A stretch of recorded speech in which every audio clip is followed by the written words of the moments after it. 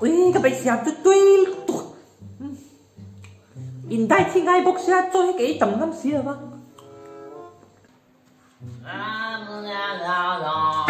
Ino mem.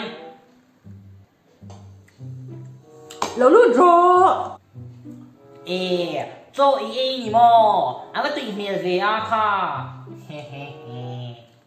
nhà hay cái lại thì hoa phải chứ mò ui lâu ấy về được chứ hay chụp mấy em chụp cái xem chó là phải lâu ấy về rồi lâu ấy về lẹ rồi Ui, nhỉ mo phải lâu mồm đón về chứ à, tên mình xóm mà nhỉ doan tiền cần là hà là nhiều. Ôi, phải lâu mồm đón về cái dạng cái chỗ ấy à, mình xóm đũa ui cái gì jam lúc tụi nó, cho mày cái này giờ là hà. ui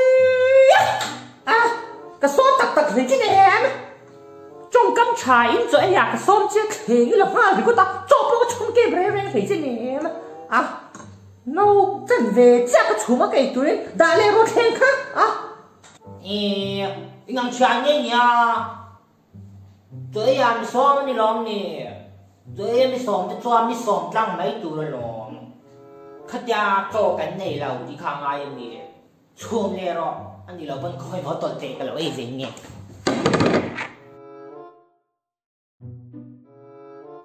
Ente con beo bewi kamangai lutuk chiti hi sia Ang ai lâu cái lò mẹ.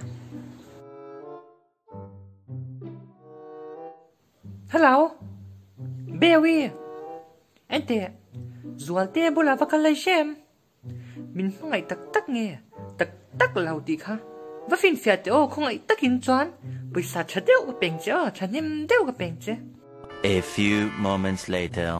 Duarte à, ngay thà rồi. Kỳ nghe, cô nghĩ đủ giọt thăng rồi. Cái chế lâu giọt cả, cái hậu sẽ giọt cả. Cái piano là giọt, tôi ngay đủ giọt. Ý đủ đôi này mày. kung bife nang tasu coronavirus yan anina pardon Nghe cái cha bị cha cái số hệ, ui coronavirus càng lâu A few moments later. Cô nghe, cái lông oi lâu khắp mày.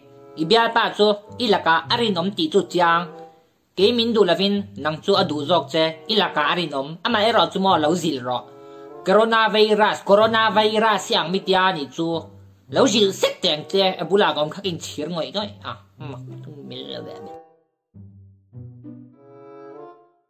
Hello cô nghe, cái thìn arim lụt tục ngay thà rồi. Miss Mizoram sáng ni som ni hanin, cái vật television organizer hawin coronavirus yang lụt còn cha. Mình thấy cho đây ni chú cái ngồi thọt lâu.